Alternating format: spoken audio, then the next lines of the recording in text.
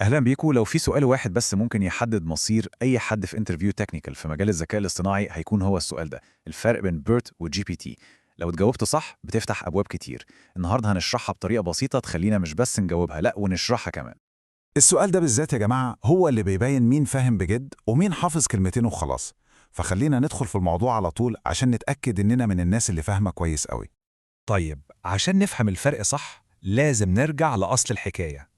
هو ليه أصلاً في طريقين؟ ليه ما عملناش موديل واحد وخلصنا؟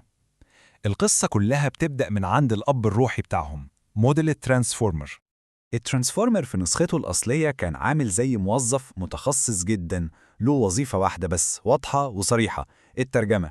كان جواه جزئين، واحد اسمه انكودر والتاني ديكودر، والاتنين بيشتغلوا سوا عشان ياخدوا جملة بلغة ويطلعوها بلغة تانية. الموضوع كان بسيط ومحدد.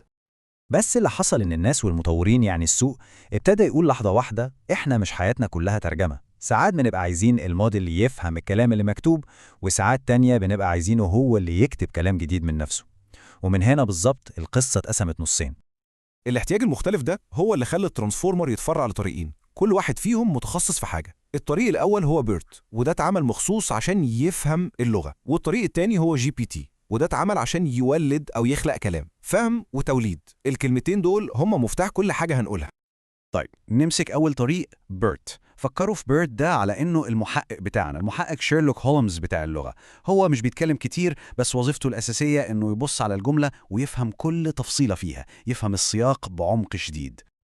اسمه الطويل ده Bidirectional Encoder Representations from Transformers ممكن يبان معقد، بس هو بيشرح كل حاجة. أهم كلمة هنا هي Bidirectional، يعني ثنائي الاتجاه، وده معناه إن هدفه يفهم الجملة كلها على بعضها، بيبص على الكلمة والكلمات اللي قبلها واللي بعدها في نفس اللحظة. طيب بيعمل كده إزاي؟ الموضوع أبسط مما نتخيل.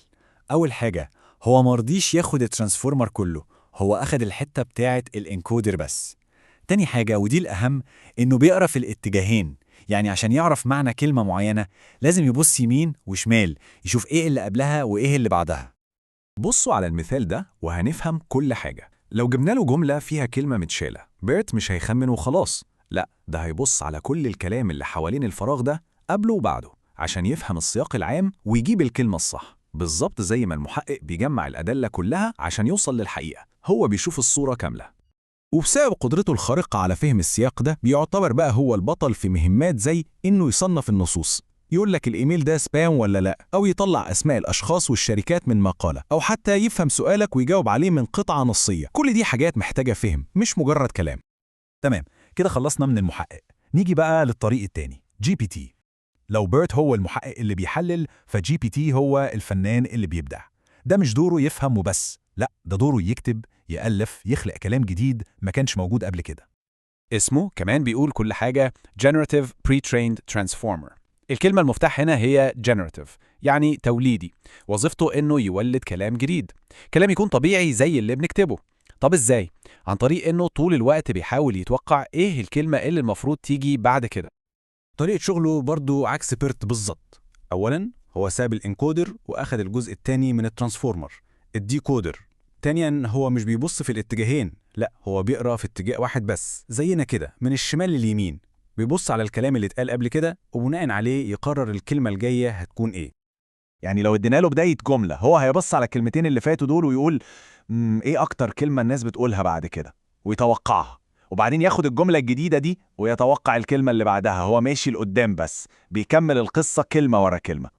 والقدرة دي بتخليه ساحر في الحاجات اللي محتاجة إبداع، زي إنه يكتب مقالات أو يعمل شات بوتس ترد على الناس بشكل طبيعي، أو يساعد المبرمجين في كتابة الأكواد، أو حتى يألف قصص قصيرة. أي حاجة فيها خلق كلام جديد هتلاقيه هو نجمها. حلو قوي، كده عرفنا قصة المحقق بيرت والفنان جي بي تي. دلوقتي بقى نيجي لأهم حتة: إزاي نلخص كل الكلام ده في إجابة واضحة ومختصرة تنفع في أي انترفيو؟ ركزوا معايا في الجزء ده.